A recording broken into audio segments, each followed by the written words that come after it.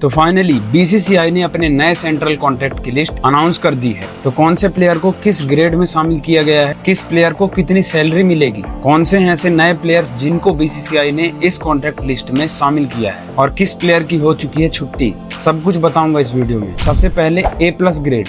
ये तो बीसीसीआई का एक इलाइट क्लब है और इसमें केवल 4 प्लेयर्स ही हो सकते हैं और हर बार की तरह वही 4 प्लेयर्स फिर से इस लिस्ट में शामिल हैं। रोहित शर्मा, विराट कोहली, जसप्रीत बुमराह और रविंद्र जडेजा।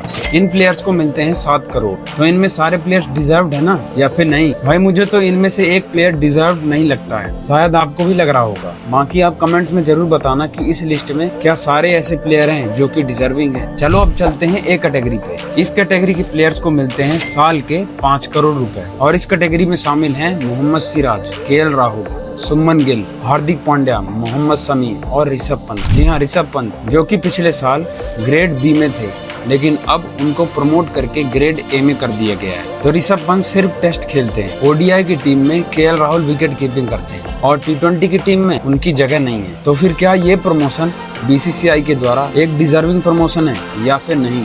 आप अपने थॉट्स कमेंट में जरूर बताना। अब हम बात करते हैं B कैटेगरी की। इस कैटेगरी के प्लेयर्स को मिलते हैं 3 करोड़ और इस कैटेगरी में सूर्य कुमार, कुलदीप यादव, अक्षर पटेल, यशस्वी जायसवाल और श्रेयस अय्यर शामिल हैं। जी हाँ, श्रेयस अय्यर, जिनको पिछले साल बीसीसीआई ने सेंट्रल कॉन्ट्रैक्ट की लिस्ट से बाहर कर दिया था क्योंकि इन्होंने डोमेस्टिक क्रिकेट में पार्टिसिपेट नहीं किया था, लेकिन अब इन्होंने साल भर अच्छा परफॉर्मेंस देकर फिर से कमबैक कर दिखाया। और अब हम बात करते हैं बीसीसीआई की C कैटेगरी की। इस कैटेगरी में रिंकू सिंह, तिलक वर्मा, ऋतुराज गायकवाड़, शिवम दुबे, रवि बिश्नोई, वॉशिंगटन सुंदर, मुकेश कुमार, संजू सैमसन, अर्शदीप सिंह, प्रसिद्ध कृष्णा, रजत पाटीदार, ध्रुव जुरेल, सरफराज खान, नीतीश रेड्डी, ईशान किशन, अभिषेक शर्मा, आकाशदीप, वरुण चक्रवर्ती और हर्षित राणा शामिल हैं। और इस कैटेगरी के जो हाईलाइट हैं वो है ईशान किशन, क्योंकि इनको भी पिछले साल बीसीसीआई ने अपने सेंट्रल कॉन्ट्रैक्ट की लिस्ट से बाहर कर दिया था क्योंकि इन्होंने भी डोमेस्टिक क्रिकेट में पार्टिसिपेट नहीं किया था और रणजी खेलने से मना कर दिया था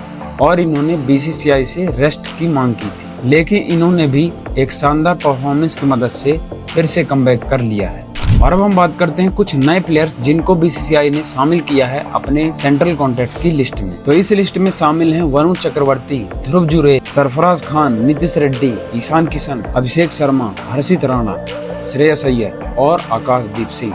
तो ये हैं कुछ ऐसे प्लेयर्स जो कि पहले तो बीसीसीआई की लिस्ट में नहीं थे लेकिन अब उनको बीसीसीआई की सेंट्रल कॉन्ट्रैक्ट की लिस्ट में शामिल कर दिया गया है। अब हम बात करते हैं कुछ ऐसे प्लेयर्स जिनको बीसीसीआई ने अपने सेंट्रल कॉन्ट्रैक्ट की लिस्ट से बाहर कर दिया है। तो इस लिस्ट में शामिल हैं शार्दुल ठाकुर, जितेश शर्मा, KS भरत, आवेश खान, विजय कुमार, उमरान मलिक, यश दया, VK वीरप्पा और R अश्विन।